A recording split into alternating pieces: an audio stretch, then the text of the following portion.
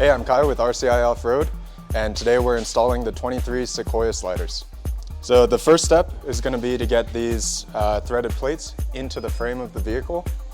We're going to try and get them to line up with these holes up front, and we'll get another set installed up here. And if you turn around, there's one already installed on the passenger side. The strings will go away, but at the end of it, it should look something like that. So to start, we're going to grab our bag of wire. This is in your hardware kit, and your bag of string will also be in the hardware kit. We're just going to open this bag up.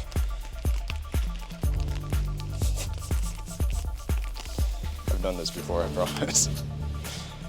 And you're just going to take this, unwind it, do your best to straighten it out, but something like this works perfectly fine as well. Then we'll move on to the string. Let's just cut it.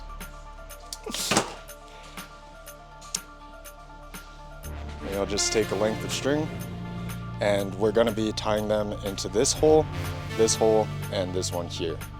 This one will be used to move the plate forward within the frame, just to adjust it and get the holes lined up. This one will be used to pull backwards within the frame to get the holes lined up. This one will be a strictly recovery string that'll stay tied somewhere to the inside of your frame, so you can pull the plate out if you ever remove the sliders. When we're all finished with it, it should look something like this. So the next step is just to add a loop to the end of this wire. You can pretty easily just wrap them around a plier head or something like that, and that'll give you that kind of loop. So it doesn't have to be anything fancy. This end is just going to have some of this string tied to it in the next step, and so we just need a place for it to tie into there for now. We're going to take this middle string that we tied to this plate. So this is the middle one. This is the recovery string that we talked about. Just to get it out of our way and make sure that it doesn't fall into the frame and lose the plate forever, we're just going to tape it somewhere on the vehicle. This is temporary, so we'll deal with that later. Skid plate or inside of the frame, this cross member, wherever, it really doesn't matter. Again, the goal is just to keep this end of the string from getting lost inside of the frame. We're just going to take this wire, we'll fish it up through the hole, and then we're aiming to come right out of there. That's really all we need. And we'll just take another end of string. This would be the back one, but the plate isn't really directional, so it doesn't matter all that much.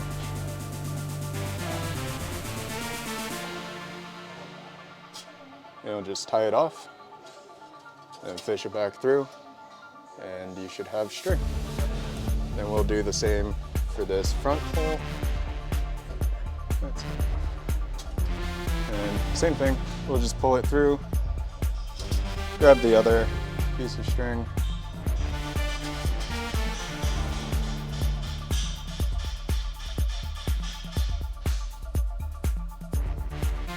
tie it on, pull it through,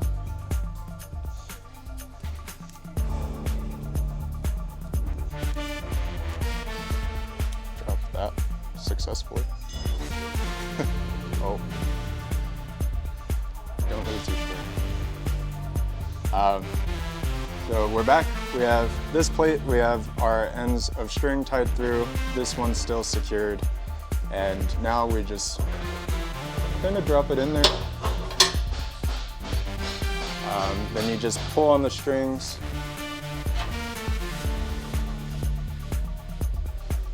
That's not quite perfect, but if you look up there, you should see the threaded hole kind of poking through the hole in the frame. So from there, you can just grab a small tip screwdriver or something like that, and just kind of move the hole until it's roughly centered.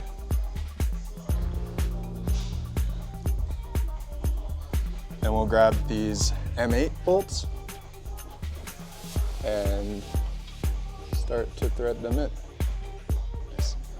So now we're going to take this metal recovery string again, kind of the same deal as up front, just don't want to lose it, so I'm going to the exhaust for now.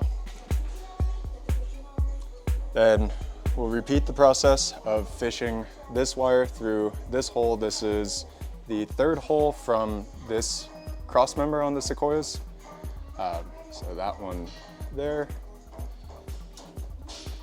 The goal is to fish up through here. And there's a hole up here in the frame. You can just barely feel it.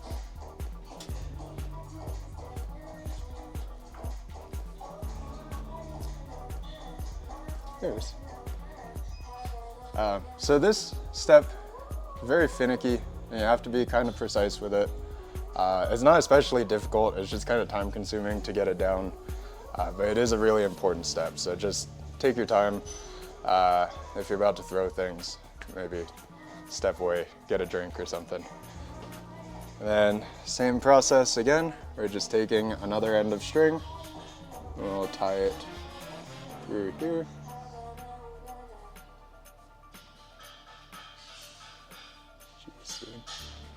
Never tied a knot in life. And we'll just pull it back through the frame.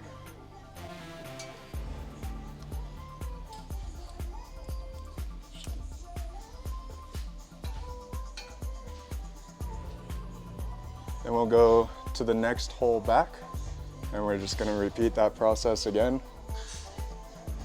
Just fishing through.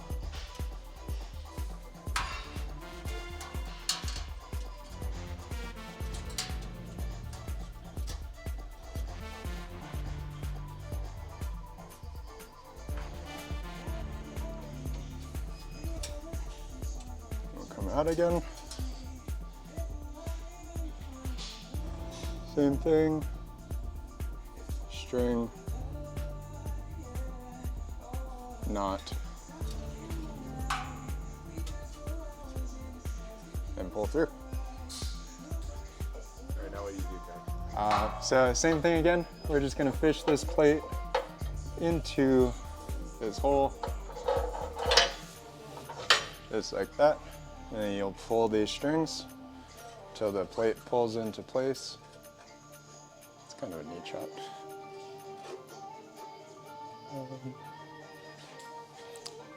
Looks like the strings didn't quite do the trick this time. So same thing, just get a small screwdriver. You can kind of probe the holes and the plate and just push it into position. There you'll see it's pretty well aligned now. And we'll take these M8 bolts again and just loosely thread them into the plate to keep them from running away.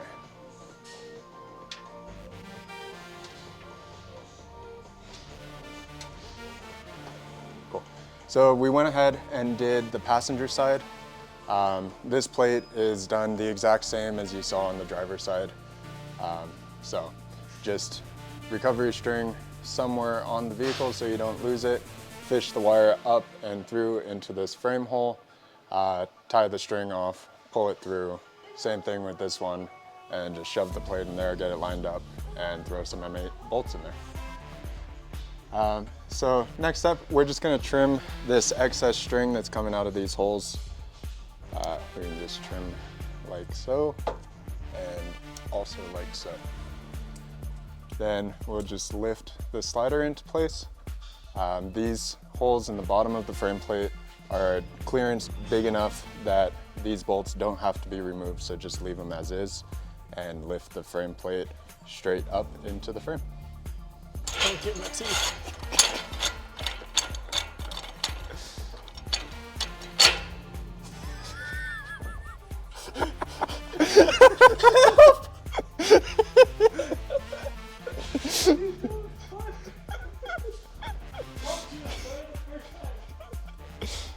Go get the other one.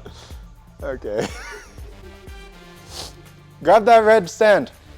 So here we have access to a lift and a nice jack, so we're taking advantage of that. But at home, if you just lay it on your back, you would do basically the same process, just kind of crawl under the slider, use knees and do a little bench press to get it up onto the frame. And then ideally you have a friend with car jack or jack stand or something like that, just to get the slider the rest of the way up and then hold it just like our jack is.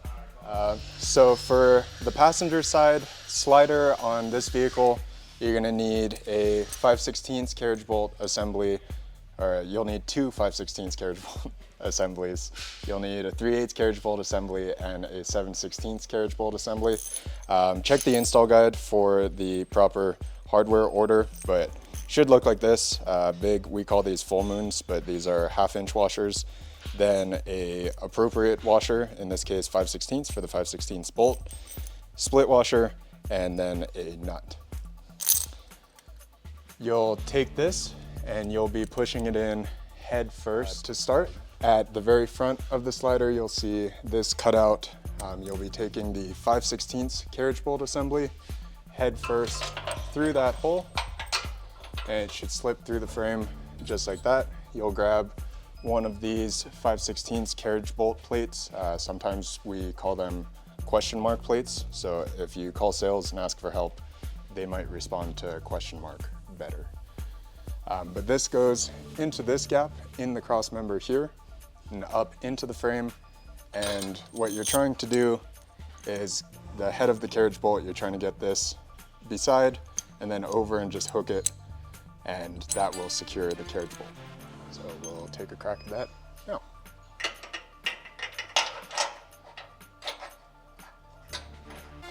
Just hold on to that, make sure it doesn't slip off, and just go ahead and hand tighten this nut, and we'll come back to that in a minute. It's going to be the 7/16 bolt.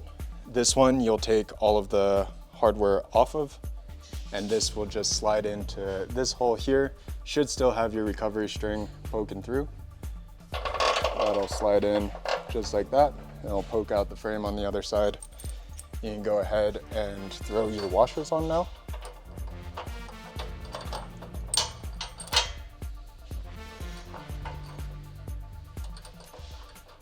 This is the same hardware, bolt appropriate of course, as the other carriage bolt assemblies. So you'll have a full moon washer, in this case a 7/16, a split washer, and then a 7/16 nut.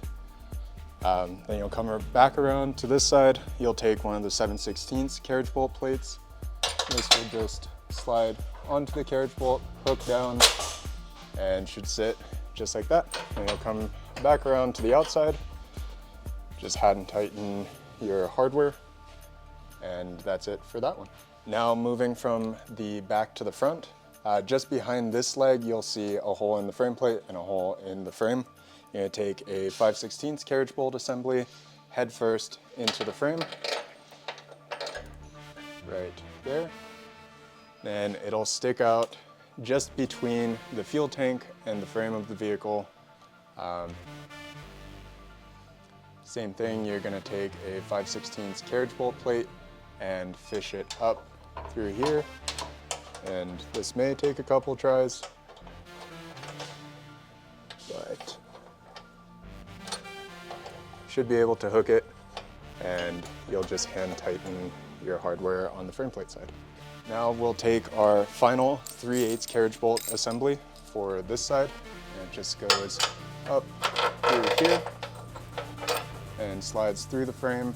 It's the same thing, it ends up right between the fuel tank and the inside of the frame. You're going to take this slightly bigger 3/8 carriage bolt plate, and that just slides up and onto the carriage bolt, and hand tighten on the frame plate side. Now that we have our carriage bolt assemblies in, we're just going to undo these M8 bolts one at a time. Be careful not to shift the plate inside of the frame too much. You just want to make sure that you'll be able to thread these M8 bolts again. We provide these M8 grade fender washers, and we'll just install the M8 bolt with the new larger washer, and that will secure the frame plate from the bottom. And we'll just get an impact and we'll tighten these up.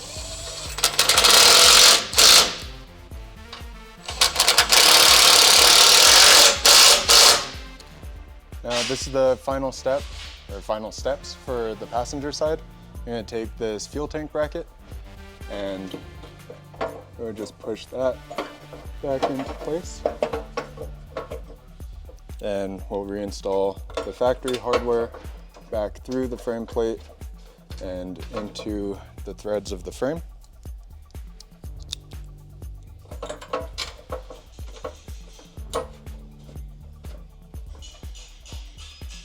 And on the outside of the frame, don't forget to reconnect your ground wire. Just snake that through here. And it goes back, maybe this way. Goes like that. Back to its original mounting location, factory hardware for this one too. And then go around and tighten all your carriage bolts or whatever. So for the driver's side slider hardware, obviously we have the threaded plates in the frame and the M8s still there. Then we'll start with a 5/16 at the front. That just pushes in head first through the frame exactly like the passenger side. And you'll take one of these 5/16 carriage bolt plates up through here and hook it, same as the passenger side. Then we'll take a 7/16 from the inside of the frame, just like the passenger side. We'll go up through that hole, through the frame, and that'll get its own hardware as well. One of the differences with the driver's side is a 5/16 carriage bolt in this third mounting position. So this will slide in head first from outside of the frame. And if you get in there, you can kind of see the head is just poking through between this welded cross member and this face of the frame. So you'll take a 5/16 carriage bolt plate, just hook it through there, and you should be able to capture that carriage bolt. Then these last two holes are also 7/16 hardware, so they'll go from the inside of the frame. They're a little bit tricky, but it shouldn't be too bad. They just come in from the inside of the frame, and you kind of hook it up between the exhaust, and you just kind of like chopstick finger it through the frame, just like that. And you'll do the same for this back one.